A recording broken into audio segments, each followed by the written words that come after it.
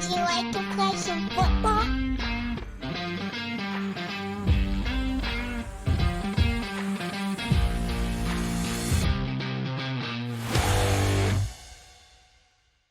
Welcome to Gridiron and the Gospel, another episode of a Faith in College Football podcast. And it is the post-college football playoff 12-team bracket reveal episode. And my name is George Schroeder. And mine is Brad Edwards. And that bracket is set. In a lot of ways, we got what we at least should have expected based on what was told to us by the committee chair a couple of weeks ago. Although what he said a couple of weeks ago kind of contradicted what he said last week, which created some interest, controversy, whatever you want to call it. There was some drama, but we now have our 12 teams, George. Yeah, we do. And we're going to get into a little bit of where the drama was. But let me just say this before we get into it real quick. There was some thought probably going around in podcast world and talk radio world and fed by some coaches who weren't necessarily going to be in them, that maybe didn't want to be in a conference championship game. And then also maybe they wouldn't matter as much and they wouldn't be as fun and whatever. And we saw, and there were some that were just blowouts, okay, but they were still compelling. Arizona State coming out of what's essentially nowhere, which says more about us than anything else, or more about the new world last of to college first, football. yeah, picked to finish last Right. in the preseason. And blowing out a good Iowa State team, not a great Iowa State team, but a pretty good Iowa State team. But we saw some compelling drama in the middle of these playoff games. And the playoff essentially went down to the very last play, the bracket, and how it was going to go. And Clemson hits a 56-yard field goal as time expires to win the ACC championship game and beat SMU in a what looked like it wasn't going to be a tight game, suddenly was tight. Then it looked like it was headed to overtime, and Clemson wins the game. And if you love college football, you were riveted to it. And as we record this on Sunday night, we know that the question that went overnight was, okay, who gets in? SMU, since it didn't win the ACC, because Clemson essentially stole a bid, to use the term at that point. Who gets in, SMU or a 9-3 Alabama team that had been politicking and had all sorts of people with it politicking for inclusion? Who gets in? And now we know. The answer is the committee put SMU in and left Alabama out. And I guess I would start with, what are your thoughts, Brad? Yeah, like I said earlier, I think what happened is consistent with what Ward Manuel, the committee chair, had said a couple of weeks ago, which is that we're not going to punish teams for losing in a conference championship game, that they earn the right to play the extra game, and it shouldn't be a penalty against them if they lose it. That said, I think if SMU had been blown out, if the rest of the game had continued the way that it was going after one quarter, this might have gone a different way. But obviously they were they responded very well, made a game of it. It came from 17 down to tie it. It looked like it was Yeah, headed to absolutely. overtime. And then Clemson had a long kick return, one pass, quick timeout, and a career-long field goal. Now, he's a freshman, but a 56-yard field goal is nothing to sniff at, regardless of how many career field goals you've attempted. Yeah, and so, George, I kind of felt like once SMU made a game of it in the fourth quarter, even once they got it back to 7, I thought they were safe at that point. It was really just a question of, are they going to come back and win it? And if so, then the ACC probably only gets one bid instead. Well, there's no question. Yeah. Right, because Clemson, it ended up being the equivalent of in the basketball tournament where a conference that seemed to be a one-bid league, the team that was the champion in the regular season that seems certain to get an at-large bid ends up being upset. It becomes a two-bid league. So a bid is kind of stolen, as you mentioned earlier. That's what happened here. And I think the only thing that created drama overnight is what Ward Manuel said last week when he was explaining why Alabama was ranked ahead of Miami. One of the things that he used was the record against the top 25. Miami did not have a win against the top 25. Alabama had 3. Well, after last night, SMU still does not have a win over the top 25 either. And I think a lot of people latched onto that and they said, okay, if that was the logic, Texas. And there's another one too. Is it Penn State? I think Penn State doesn't either. I think you're right. But they had one, Texas had one over Texas A&M, but knocked them out of the top 25, which is why that metric And I understand you've got to come up with some reasons, but the difference between numbers 18 through 40 is usually negligible, Exactly. Yeah. frankly. And you've made that point before. But Yep. we act like the difference between 25 and 26 is huge. Well, Number the 25, committee number acts like 26. it. Yeah. And Right. Well, that's what I'm saying. yeah. But you're right. SMU does not have a win over top 25 team. What they do have is an 11-1 regular season, unbeaten in conference play in the regular season, and then lost a nail biter, as it turned out. And so I think the committee did right. You don't penalize a team. Now, had that been their third loss or something like that, then we'd have seen a different outcome. But given the disparity in records and accomplishment during the season, and then that's when you get into, but the SEC is so much better than this, that, or the other. I hear what you're saying. I don't necessarily disagree. Here's what I'm going to say. Don't finish 9-3, Alabama. Don't lose to Vanderbilt. It's a better Vanderbilt team, but it's still not a great team. You don't lose to Vanderbilt, and it's no shame in losing to Oklahoma on the road, but this Oklahoma team is not good. And you didn't just lose to them. You lost by 3 touchdowns and didn't score a touchdown. Right. Well, here's the thing. Like you look at it. There's not much argument here.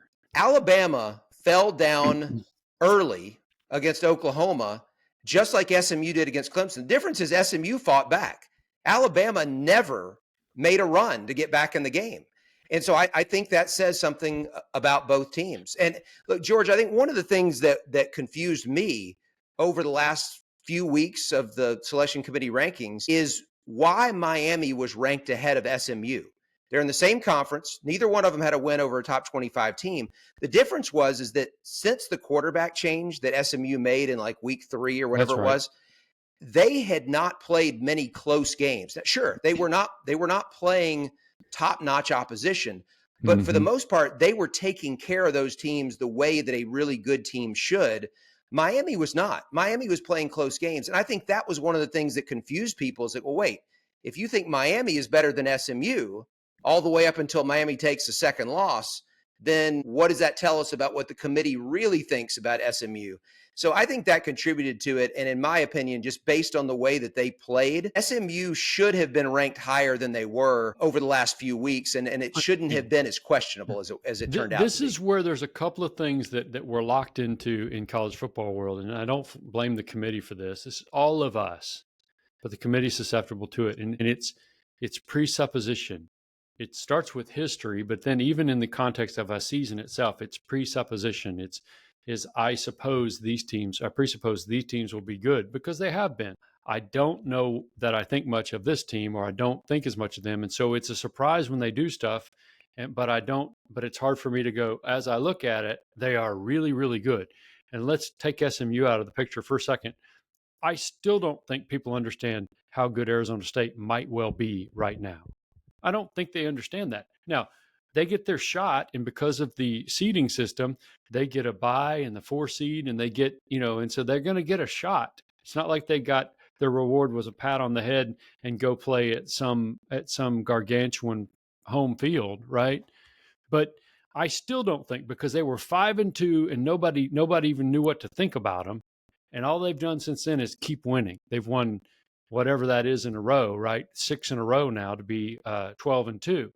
And so to me, the reason they were ranked 17th or 18th in the previous selection committee ranking is because inevitably we know where they were ranked before, and we know we thought of them at midseason, and it's hard for us to rank them based on their full body of work. And I think that's what happens with schools like SMU that come up from off the radar, or Arizona State that came from way off the radar, picked, as you said, in the preseason. We thought they'd be the 16th best team in the 16-team Big 12. And instead, they're the champions.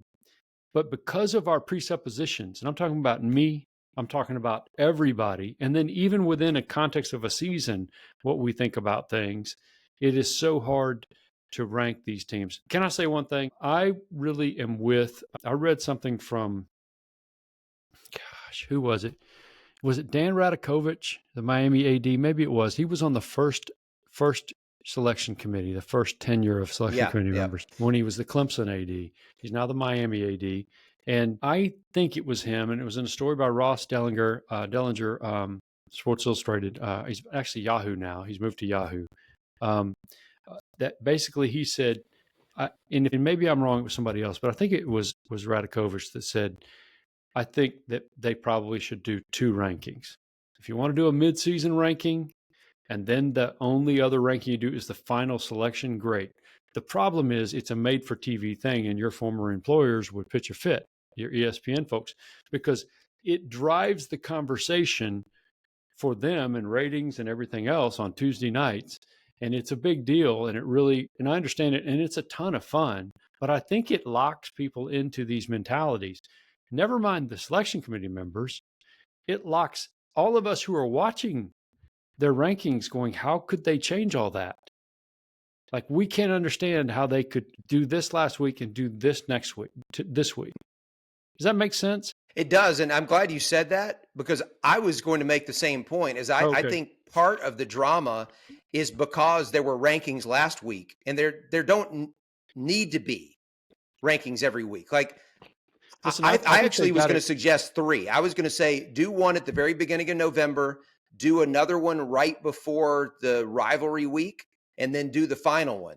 But by putting teams in these slots, they created, well, first of all, they eliminated any possibility of drama as to whether Miami would be ahead of Alabama. And so it automatically became, okay, this is just an Alabama SMU discussion. And also, if we hadn't known where SMU was ranked, then maybe some people would have thought SMU's in easily, and others might have thought, oh, no, there's no chance. But that's the fun of it, right?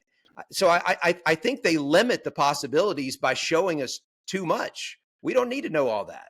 Well, we don't know it for basketball, right?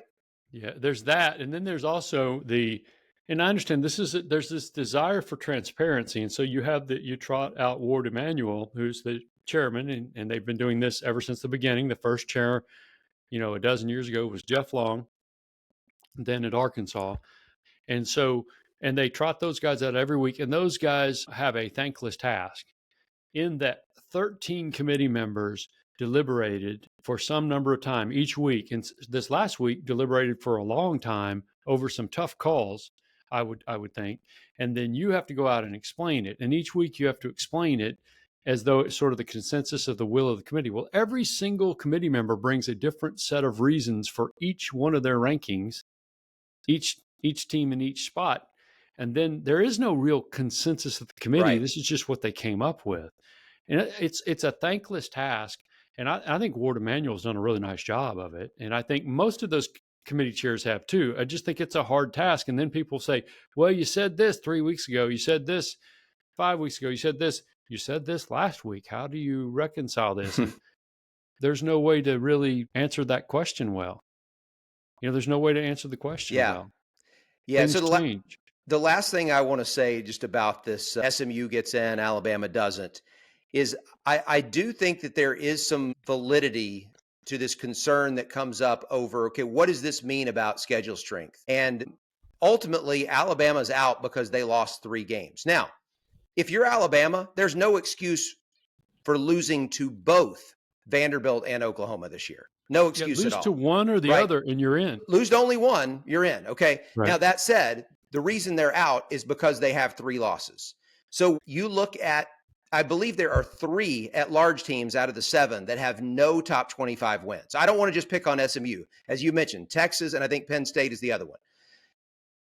When teams are getting at-large berths simply for having a great record without having any great wins, what that tells me is there is no reason to risk a loss. I mean, you're already going to be, you're subject to whatever conference schedule they throw at you. It may be easy as far as missing the right teams. It may be tough as far as missing the wrong teams. But don't add to the chance of you losing a game by going out and playing, some likely to be top 25 opponent out of conference. Now, as a fan, that's not what I want to see. Who did Alabama play out of conference? Nobody.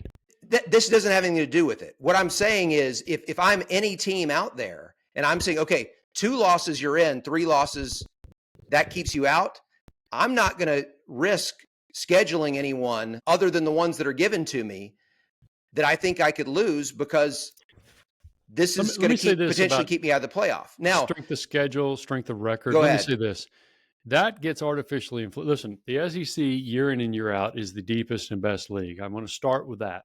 This year, I think it was deeper than it usually is and not as good at the top. We've talked about that before, and people can argue that one way or the other. I think it's pretty clear they had more good teams and maybe no great teams. So Georgia and Texas will have their shot, right? Tennessee will have its shot to prove different.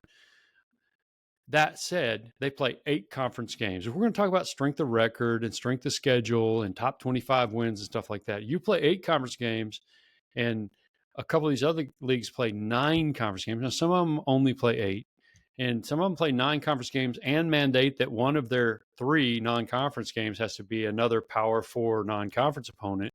But if you just stick to the fact that if your league plays one more conference game than the other league, your league takes that many more losses in let's just say the Big 12. I don't think the Big 12 is a great league this year. Had a bunch of decent teams, but 9-game conference schedule with 16 teams, that's 8 more losses for the league than you'd get in the SEC, which also has 16 teams now.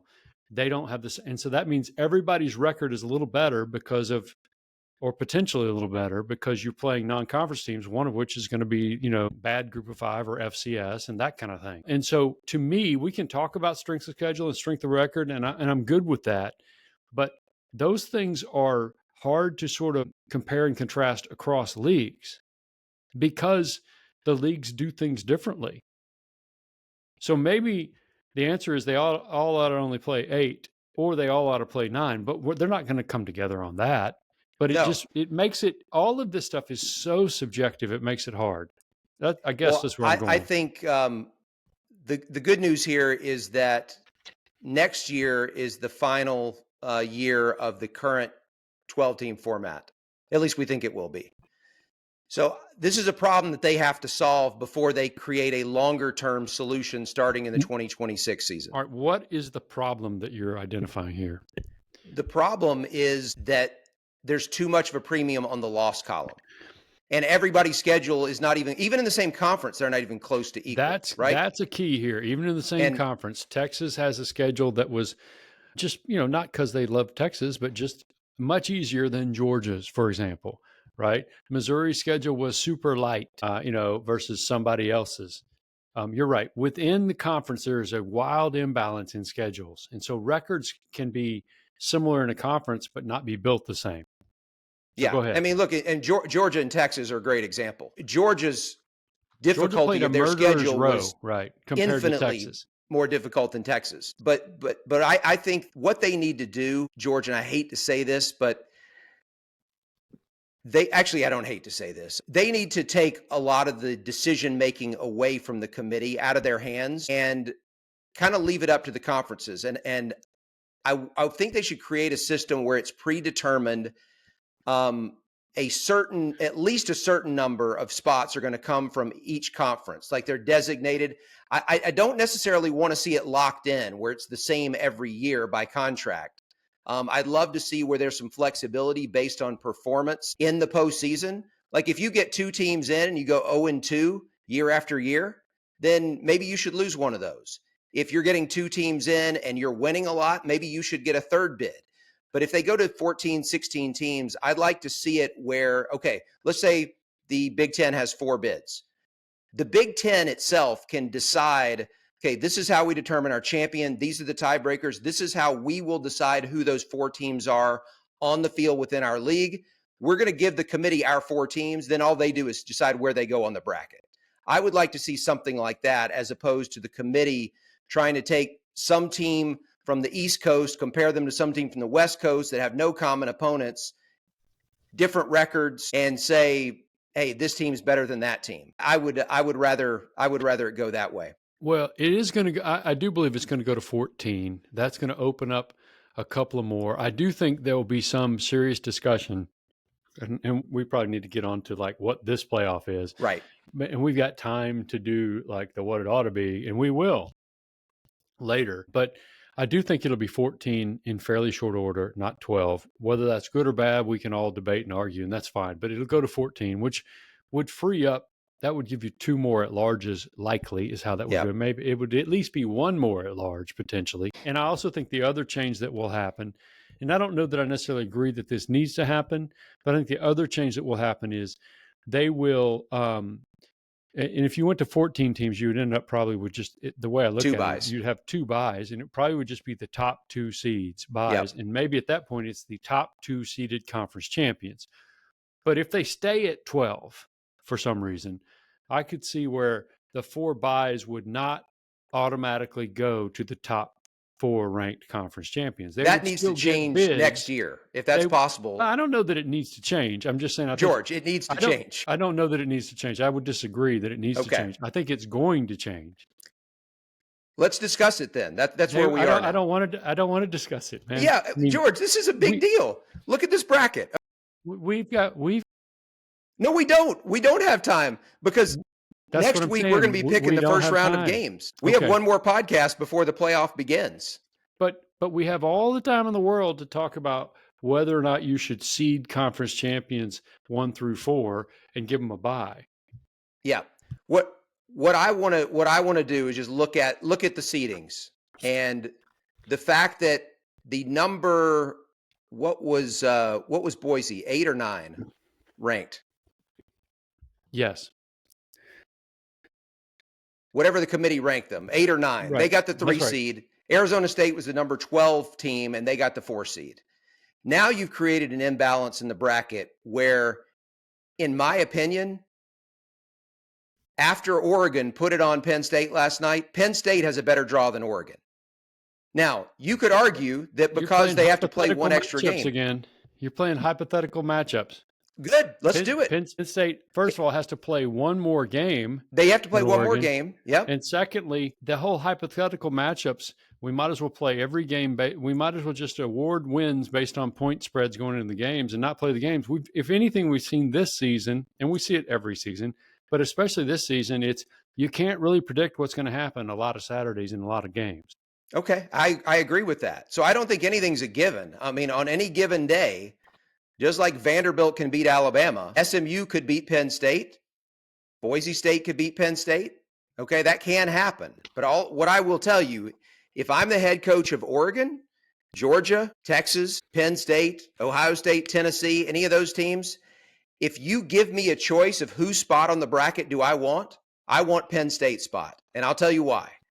It's because to get to the semifinal, I have to beat 2 teams that do not recruit at a top 25 level.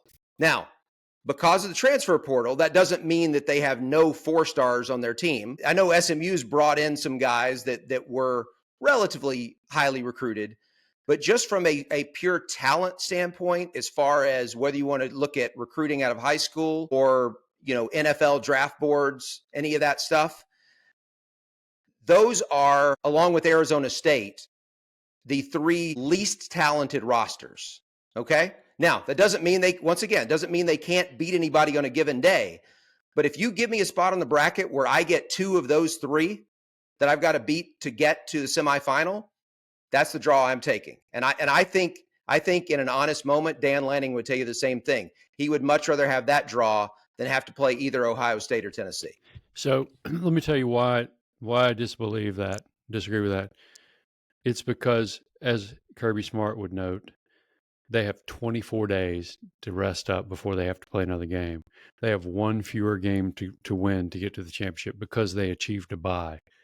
That is a huge deal, especially at the end of a 13 game, in some cases, regular season, if we're counting the conference championship game as a regular season, people being banged up. In Kirby Smart's case, I don't know the situation with Carson Beck, but if there's a chance that he could be close to healthy again, 24 days. That's a huge deal, right? It's a huge deal for Georgia. There's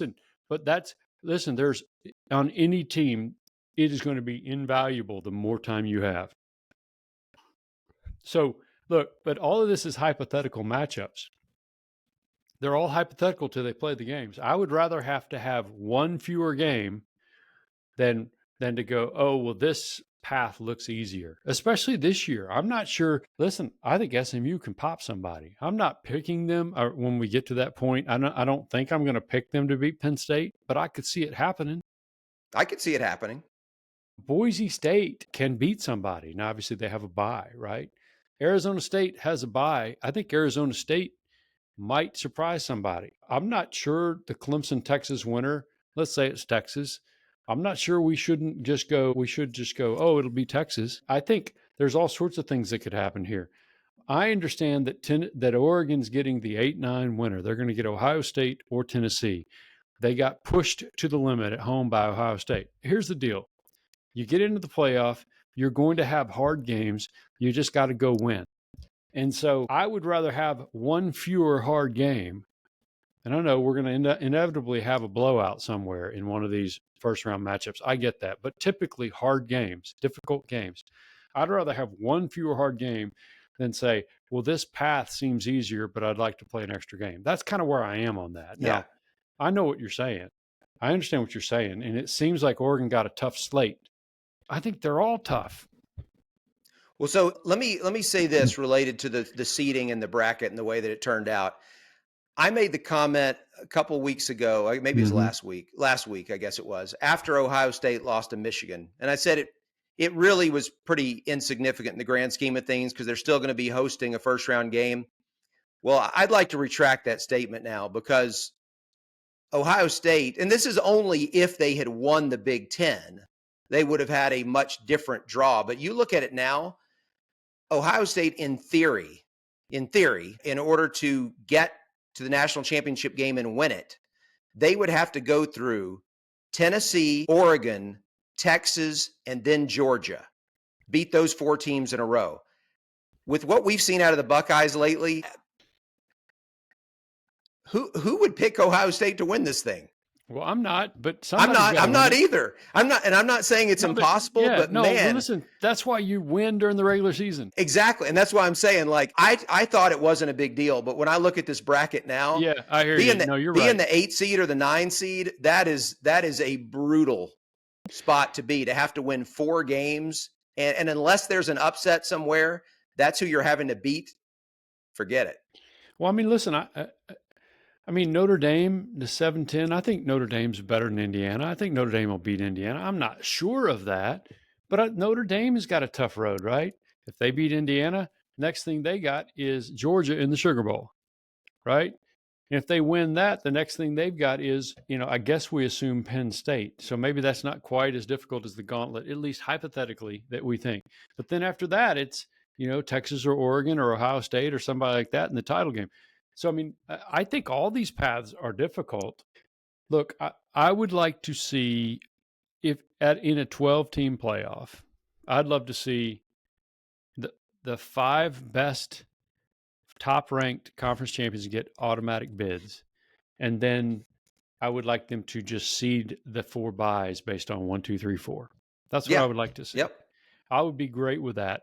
And so you got in the field as a conference champ, whether you were ranked 16th or whatever, you're in the field, the 12-team field, but you're not going to be seeded 1, 2, 3, 4. That said, I think they were locked into their mentality a little bit probably with Boise State because Boise State played really well and people, Friday night on the Blue against UNLV. But why would you say Boise State's better than Arizona State? Just because of where you had them ranked before? Yeah. Boise State had a couple close games down the stretch.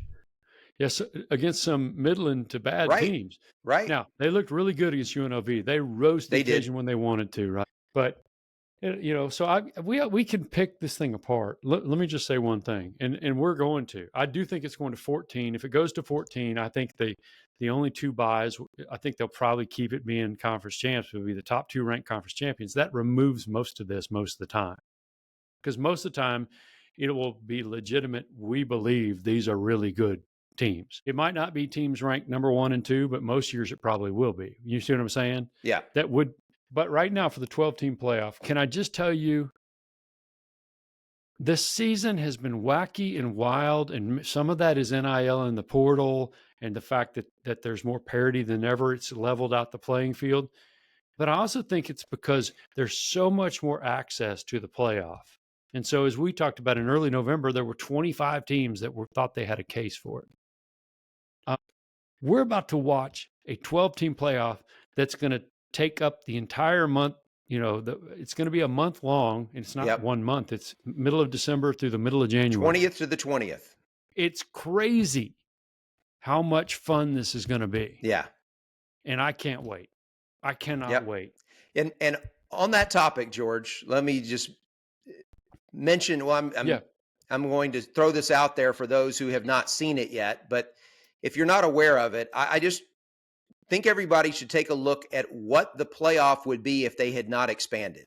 Absolutely. Okay. 4-team playoff like if it last still was year. 4, right. If it was still Right. 4, based on what the committee just gave us, and we got to take their word for it that they were true to their their whole process of we're not going to manipulate seedings based on matchups, and that even if this had been a 4-team field, that they still would have given us the same 4. Because remember, with the 4-team field, there was an emphasis on being a conference champion. And while that same emphasis didn't necessarily play into seeding the top 4 this year, there wasn't anything about this that where you would say, oh, well, they definitely wouldn't have done that if it was a 4-team. Right. So, but before we go any further, so here's what happened. The selection committee ranked their top 25, or they ranked their top teams, and then once they had them ranked 1 through whatever, then they placed them by seeding based on the fact that the top ranked conference champions had to go in the top 4 seeds. So what you're about to show us is the top 4 in the rankings. rankings. Yes. The raw rankings before they then seeded them.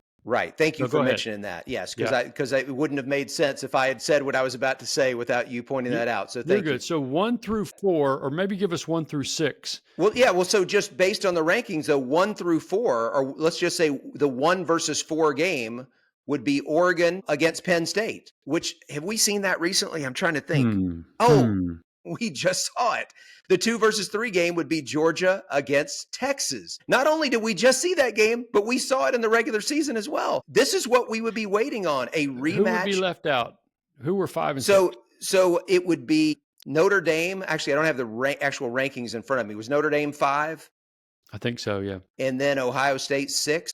So let me say what I think would have happened. You're right, just because I do think because of winning conference championships mattering, I think what would have happened is, in that case, the top 4 was Oregon, Georgia, Texas, Penn State, right? That's what the 14 playoff looks like it would have been. I think what we would have seen happen is Penn State would not have been in, Notre Dame would have been in. But what you still would have had would be Georgia, Texas rematch. For the 3rd time. 2-3, right. Yeah. That's and by the way, if you're Georgia, you've beaten them twice, once at their place and once on a neutral field, and now they're telling you got to beat them again. It's the old basketball thing. You can't beat a good team 3 times. We'd find out. Anyway, look, no matter what you think of the seeding and, whether it was done the right way. By the way, Georgia and Texas can play in the title game. Oh, absolutely. They still could. Yeah. But what I'm saying is no matter what your opinion is of the selection committee and how they put together this bracket, what we're about to watch is far more interesting than if we were going to sit here and wait 4 weeks to see rematches of, if not both the Big Ten and the SEC, at least the SEC. Right. And then, Oregon against Notre Dame, if it had been possibly that instead. 2 rematches. That's right. And possibly, yeah. You're right. So let me just say this, for so many reasons, and it's hard for me to come to this, but for so many reasons, 12 is so much better than 4. And Brad, I mean, even this time last year, I knew everything was going to change, but I wasn't sure I was going to like 12 when we did these podcasts in season 1. But I like this. Now, Can it be tweaked? Can you change how you seed teams? Can you change how you evaluate teams? Yes, you can do all those things, and they'll have all those discussions. Can you add 2 more to the bracket? I think they probably will some point fairly soon to get to 14. But I think this is tremendous. Just the 12 team. The fact that we have a 12-team bracket. It's so good, and it's so much better than 4. Yeah, and like you, I was not a fan of expansion. I thought hey, you know what? Some years there are only 2 teams that are good enough to win it. Why are we going beyond 4? And I felt like, hey, the good thing about going to 12 is at least all the teams that are good enough to win it are going to be in. And that is true. That, that's here. But the thing that I really didn't see coming is that the last 3 weeks of this regular season, if we include the conference championship games as part of the regular season, there was so much drama and intrigue in those final 3 weekends. I think we might have to go back to 2007, the crazy year with all the upsets and all the top. That might be the last time that there was so much excitement and so much change of the kind of the national championship race and the overall picture in the final weeks. It was some of that's because the really play fun on the field was almost that chaotic. Yeah, well, and the crazy But a part lot about of it is because there were 12 slots available. the crazy part is that the last 3 weeks were that exciting without the number one team losing a game or really even being threatened. I can't remember what week the Wisconsin-Oregon game was, but at least in the last 2 weeks, Oregon wasn't threatened. But you have an undefeated number one team. That was never in doubt. And yet, even with that, it was still so much fun to watch. And I think we got a lot of fun still in front of us. I do too. And that's prompts one thing that I want to hit before we move on to other things. But let me ask you this. You said something that piqued my interest. Most years, there's just a couple teams that can win it. The 12-team format, you said, at least guarantees that that essentially all the number of teams that can win it will typically be in it. Here's my question for you. Based on the current roster of 12, how many of those teams can win it? I'm not asking. Don't give me any these specific two. Don't ones. tell me this specific team can't. But how many do you think legitimately can win the thing? I'm doing this right now myself. I got a number that I think, and I could be wrong. I'm going to say 5, and I say 5 only because I think you have to recognize the opportunity for upsets to take place that open up the bracket. Like there are a couple teams that I don't think would beat someone on the other side of the bracket, but that team might not necessarily be there by the time you get to the semifinals or the final. So I'm going to say 5. Well, here's what I'm going to say. Every single team, with the possible exception of Oregon, which has run the table, right? And has been largely off the radar because all they've done is taking care of business. Every single team, including the ones that have shown high highs, each one of those teams has shown really mediocre play at various times. Yeah. Okay. For that reason, I look at this and I think to myself, I think 8 teams could win it. Wow. I mean, we can talk about, and all I did was look at the bracket and just kind of run down the list, and I came up with 8. Obviously, maybe it's going to just go true to form, and the more talented teams in terms of who has more physical talent on the roster is going to win it. I don't know, but this is also going to be a war of attrition based on the number of games that we're playing too, right? That's going to happen too. I think 8 teams win it, but even if you're saying 5, maybe the first year of the 4-team playoff, you had 6 teams that could have won it. Yep. And that means the 2 Big 12 co-champs, I think, could have won it. I would say 5 because Baylor. I don't think Florida State, who was undefeated, the only undefeated team, fair enough. I don't think they were good enough to win it, but I think the other 5 were. Fair enough. But 5 or 6 teams in that first year, right, of the 4-team playoff. And if you recall, Ohio State slipped in and won. But I think both those Big 12 co-champs that year, infamous year, at least in Big 12 country, Baylor, TCU, both of those were good enough to win it.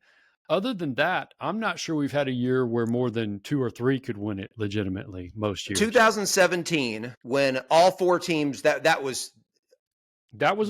4 could have won that one. All 4 could have won that year, and Alabama was the 4 seed, ended up winning the whole thing, and that was a somewhat controversial pick. There were a lot of people who thought that Ohio State should have been in instead of Alabama that year. So maybe there were 5 that year too. But it's rare. You're right. It's been a while. You said 5 could win. I think it's closer to 8 could win out of the 12-team bracket. And I intentionally don't want us to say which teams we think could or couldn't. At some point we'll go, here's our picks, right? Yeah, we'll make some picks next week. Yeah. But that's what I think. Now, can I say one thing real quick? And I know I can because it's our podcast and that's what we do, right? I wasn't going to say no. No, you can't, George. I mentioned this a second ago. And this isn't us. I just think it's hard to say this about a team that has been ranked number 1 for a large portion now of the season, the last 4 or 5 weeks, whatever it is, Oregon. I'm just not sure we paid a ton of attention to them for a while. And I didn't really know what to make of them. I thought this is a really good team. They keep winning. They know how to win. That's really important. And so if they get in the playoff, we'll see some things. All year long, I have not had a team that I thought, all right, when they get into the playoff, because they all have their warts and they all have these highs and these lows and these long stretches of mediocrity that I was talking about, and we could nitpick to death each of these teams. Yep. And Oregon's got some warts too. I do not see a prohibitive favorite like we would have said about a lot of other years in the 14 playoff, and presumably a lot of those other years had you had 12-team playoff. I'm not saying that about Oregon, but if I think I'm going to ride a team right now, I think I finally found a team to ride. I'm not trying to like reveal ahead of time my picks or anything. I don't even know if I'll pick Oregon to win it, but I think I saw a team that is built with balance and explosiveness to win it all. Finally, and I think it's Oregon. Yeah. Everybody else, Hey, I could see a lot of other teams winning it, but that's the team that if you put me over a barrel and say who's going to win it, I would say I still don't know, but that's the team I would lean toward. yeah, I would agree with your assessment that I think they should be the favorite. They I'm not saying they don't have weaknesses, but They do. they don't have as much of an obvious weakness as most of the other teams do. Something that you could point to and say this is what's going to get them beat if they lose. And they have look, we know Oregon's fast. That's what Yeah. Oregon has always been. They're built along the lines now in a much better way than they were in their two previous title game appearances. And here's what they've got. They've got the best quarterback in the field. I don't mean the best NFL potential. I mean the best, Right. most game-changing quarterback in the field in Dylan Gabriel, with talented guys who catch the ball and run, and Yep. the ability to run the ball with the run game too. And that's a huge deal. And I think their defense didn't play real well against Penn State, but has shown up most of the year. Yeah. What I would say about Oregon is that midway through the season or whenever that was when they played Ohio State, I felt like when that game ended that, maybe one more play, Ohio State wins it. But I definitely Right. felt like if they played on a neutral site or in Columbus, Ohio State wins that game. But since that day, Oregon has gotten better. Ohio State has gotten worse. And I don't know that there's any team in the country that I think more of today than I did on that date than Oregon. I think they have improved or shown more since then, since what was arguably their biggest win of the season. They've just gotten better and better and better. They've gotten better. And I think so many of these other teams, you've seen them take steps backward. They might, take 2 steps back, 1 step forward. Right. They were just inconsistent. And Oregon has been, they had the one, escape the snake pit game at Madison, as you mentioned a little bit ago, but they have just taken care of business and gotten better and better each week. And, really they were in control of that Big Ten championship game for the majority of the game and just couldn't quite close out Penn Couldn't State. separate. Credit to Penn State. That was about as good as I've seen Penn State play offensively. I was surprised it was as high scoring. I thought it was going to be a lower scoring game, and that went very different than I was expecting. So, but listen, there's so much we could say about that. My goodness, we barely skimmed the surface on anything at this point. Yeah. Well, hey, one other thing. We got a few more episodes for this thing, really. We do. And look, we don't have time to get into it now, but obviously you're starting to see some announcements with coaching changes so that the carousel is starting to turn. Today alone, it was crazy. All the things that I saw with people entering the transfer portal, that whole bit of madness is just starting. And then opt-outs for the bowl games. I think we're going to see a lot of those this week. So welcome to the new world of college football. Beginning of December is just going to be absolute chaos, at least for the foreseeable future. And anything that's big news on that front, we'll get into next week. Yeah, for sure. And the one thing I would say about opt-outs is here's another benefit of the 12-team playoff. The New Year's Six Bowls, we started to see opt-outs in when they weren't a semifinal. Remember, they served as the semifinals for the 4-team playoff. Well, now you're going to see the New Year's Six Bowl be an integral, at least in this current iteration, an integral piece of the playoff. And so there's a lot more teams who are going to have fewer/no opt-outs because you're playing for the playoff, right? So that's another good thing about the 12-team playoff, right? you're going to see teams Yeah, at full strength absolutely. in the postseason. Yeah. More teams at full strength in the postseason. All right. Well, hey, let's get to our pick segment. Yeah. We got some things to discuss here, George. Yes, we do. Well, George, you want to mention our sponsor for the pick segment? We I talked do. a little bit last week about the Faith and Sports Institute at Baylor's Truett Seminary. Think deep, lead strong, run the race well. I was trying to get to it here. The Faith and Sports Institute is a team of athletes, coaches, chaplains, and scholars who provide theological education, compelling research, and informative practices for Christian leaders in sports. They have graduate degree programs, online certificate programs, and they have a Master of Arts in Theology and Sports Studies online. And what I've seen is a lot of practitioners. They've had athletic directors, they've had coaches, and they've had folks who are in athletic-based or athletic-adjacent ministries who have been really well served and are being really well served by the equipping that they're able to give them in both the spiritual side of things and the athletic side of things, and the meshing of Christianity and sport. It's such a tremendous platform to share the gospel. That's what we hope we get to do a little bit of with this podcast. Well, there are a lot of people out there who are serving Christ in those kinds of fields, and the Faith and Sports Institute at Baylor's Truett Seminary is a tremendous option. And I would encourage you guys to look into it. And I'm grateful that they're sponsoring our picks for this month and next, as we are going to be picking several different things. Yeah, and I'm not going to etch it in stone because I don't think we've talked to him yet, but hopefully, if not next week, sometime before the end of the month, we can have Paul Putz on to answer some of our questions about the Faith and Sports Institute. Faith and Sports Institute, and he is tentatively scheduled to hop on with us for the next episode. So we'll nail that down and get it done. All right, looking forward to that. So our pick segment, the actual content of the segment is going to be the reveal of the winner of our competition that we've been having over the last 12 weeks regarding picking the teams for the college football playoff. Just a refresher, we started with 12 weeks before the selection date, picking one team, and then every week since we added a team to our list, and we each of us put together a roster of 12 teams, one by one, that we thought would be the playoff field, and whoever would get the most correct would be the winner. We had some listeners who were playing along with us and were sending in their picks every week. And George, there was a tie, and so we had to go to the tiebreaker. The reason there was a tie is because every person who participated had Alabama. All but one had Miami. You were the one exception. You didn't have Miami, but you had Iowa State. So if Iowa State had won the Big 12 title, and you did send a text when they were up 7-3. I did. I'm feeling it. And you would have been the champion. Yeah. I did. And listen, I was going to have to tell, and listen, I have to say this.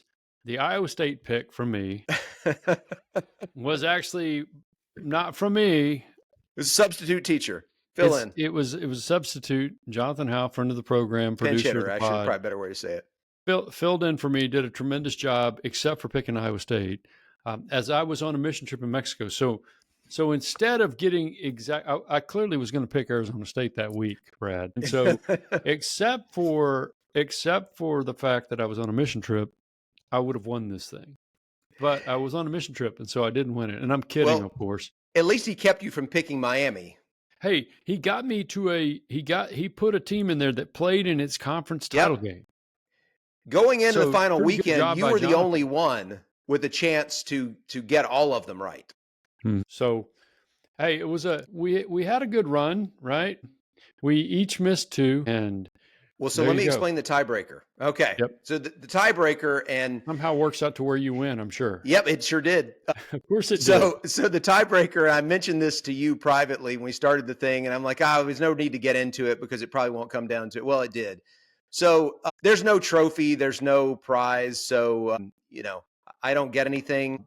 And if you don't want to believe me and you want to vacate this win, that's fine. I'm not going to put it on my resume or anything like that. But the tiebreaker is that for the first pick, you would get 12 points. The second pick, 11. Third pick, 10, all the way down to your last pick was worth only 1 point. We had a few people who successfully got their first and second teams in, and then pretty much everybody had Alabama week 3. That must have been right after Alabama beat Georgia. That's the only thing I can figure as to why. Right, because when you say week 3, you don't mean week 3 of the season. No, not We week 3 of started the this season. 12 It was weeks out. Right. Week 3 of our picks. Finished last Sunday after the end of the regular season.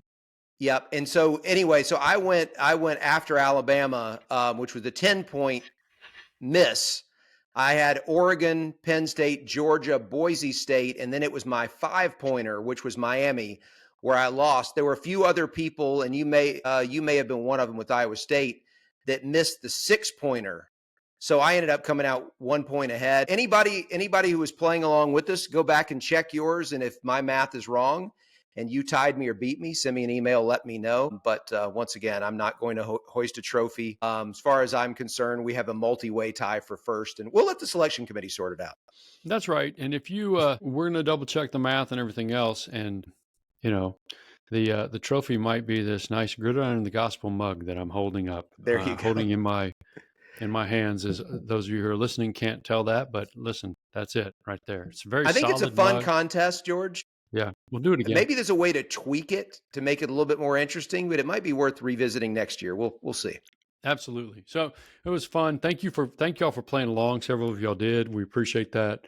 And go figure, the guy who dreamed up the contest and the tiebreakers wins the thing. I understand. So, but hey, maybe you guys can check his math. Maybe one of y'all do. Yeah, So, for sure. And anyway, once again, we want to thank the Faith and Sports Institute at Baylor's Truett Seminary for sponsoring our picks again. And that is the end of the competition for this year. But next week, we will be picking the first round of the college football playoff, picking some actual games. So I'm looking forward to that. And that will do it for the first half of this podcast. We're going to get in the locker room, regroup, and come back out for the second half right after this.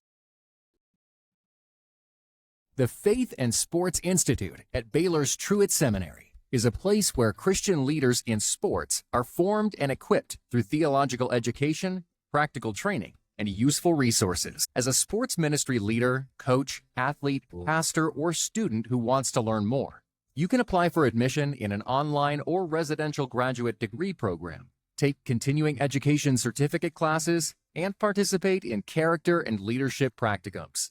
Start your journey at baylor.edu/truett/FSI. Think deep, lead strong, and run the race well with the Faith and Sports Institute today. And welcome back to Gridiron and the Gospel, the Faith and College Football podcast, for the second half, the faith half, where we get to talk about our shared faith in Christ. My name is George Schroeder. His name is Brad Edwards, and this is our favorite segment. It's called On My Heart. We get to share what God is doing in our lives or what he's put on our heart here in the last few days. I love it every week. We kind of alternate, typically sharing what's on our heart. And this week, it's your turn, Brad. What's on your heart? Yeah, George, we had a conversation on Wednesday night with the group that I lead at my church with the high school boys. And it was a little bit different than what we typically do. I one of the podcasts that I listen to is the Bible Project podcast, which I recommend for those who don't listen to it or know about it already. But anyway, in one of their recent conversations, they mentioned the Karate Kid, the original movie from the 80s, and they were talking about the scene, kind of one of the big scenes toward the middle of the movie where Mr. Miyagi has been training Daniel in how to do karate without Daniel realizing that he's been trained. And Daniel's getting frustrated because it seems like he's just doing a lot of work. And then Miyagi shows him how all of these things he's been doing actually mirror kind of karate moves. And he's actually done a lot of training thinking that he had done none. You're going to have to give us some of those. Wax on, wax off, Wax all on. that stuff, right? Paint the fence. Yeah. Paint the fence. Sand the floor. Yeah. Sand the floor. That's right. And so Daniel is very frustrated at the start of this scene because he thinks just Miyagi's using him for free labor to do all this work. And he was. And he was, you're right. He was. But yes. There was a method to the madness, but yes. But Daniel, and in fact, there actually were a couple of expletives from Daniel that I had not recalled when I had last watched the movie all the way through, that snuck in to our edited version that we played without meaning to in the church group. But fortunately, they were high schoolers, so they understood. But anyway, now they understand. Yeah, well, I have a feeling they too. probably heard those words before, just not Parents at church. online too, Brad. Exactly. So anyway, but Daniel was upset because he didn't see where this was going. And the point that I was trying to make is that there are so many things in our lives that are like that we don't see where they're going. That's right. But there is a plan. And I think for Daniel, it was frustration. For us, sometimes it's frustration, but then there can be other times that it's pain, that we're going through very difficult things in our lives. And we're like, what is the point? Sometimes you even ask that question, is God even there? Does God care?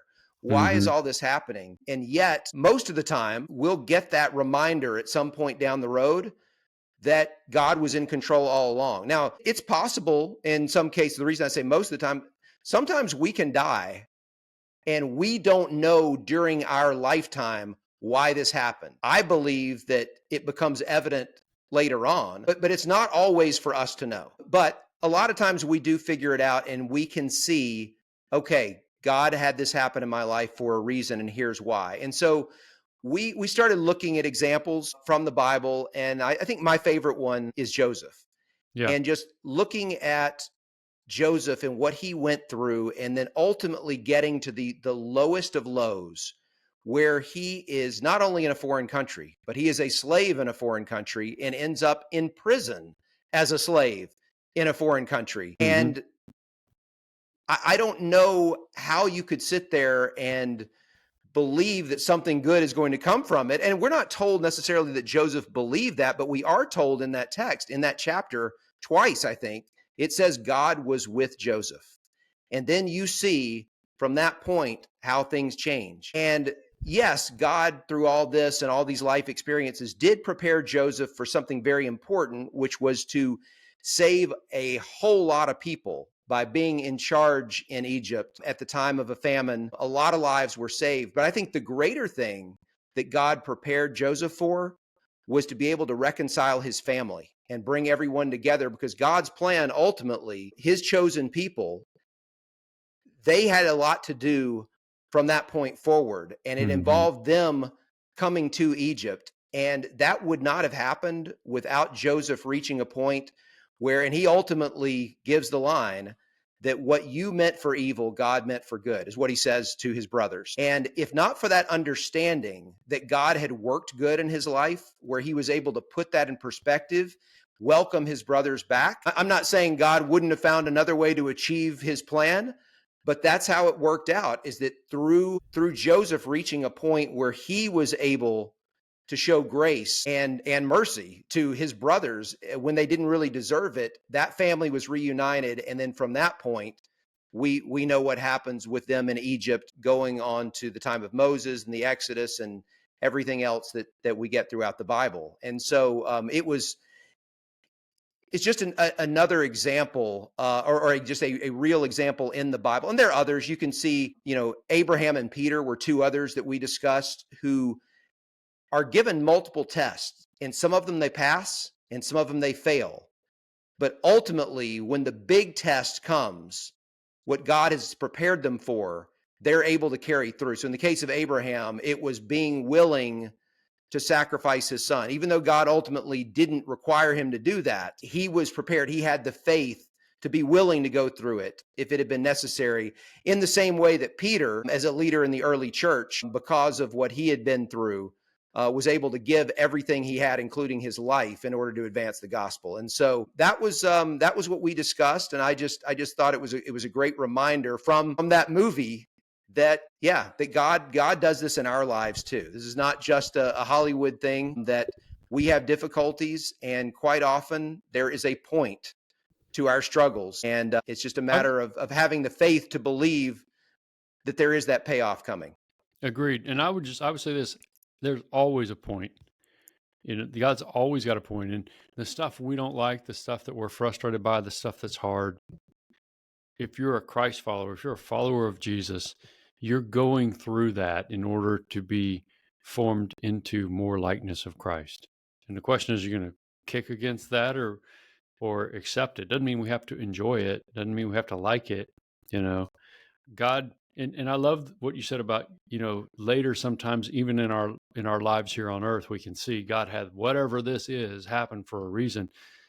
And if we see this reason, rest assured there were about 52,000 other reasons that it happened too. But each of them was important, right? And some of them had to do with us, and some of them had to do with other people. And I do think that on the other side, in heaven with Christ, one of the great joys will be to be able to say, or even maybe to see, but to say, hey, that thing right there, what was that about? And then to just understand why all that happened. I suspect we'll understand those things better. It'll just be amazing how God worked in and through our lives to form us to be more like Him and to impact other people at the same time. And so I love that.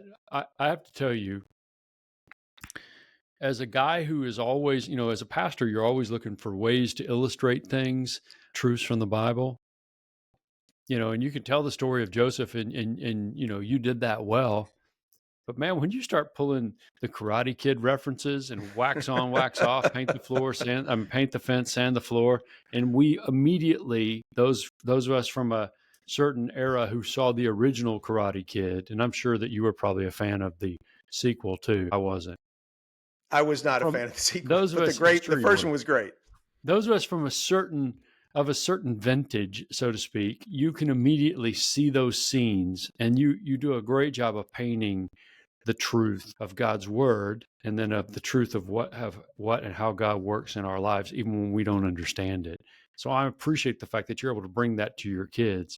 And of course, you had to show them the movie, and then we're going to have angry parents talking. That's with right. them. But that's another story. And I love that that's on your heart. And I've said this a dozen times on this podcast. I really love that you are pouring Jesus into a group of youth of students in your church. Thank you for doing that.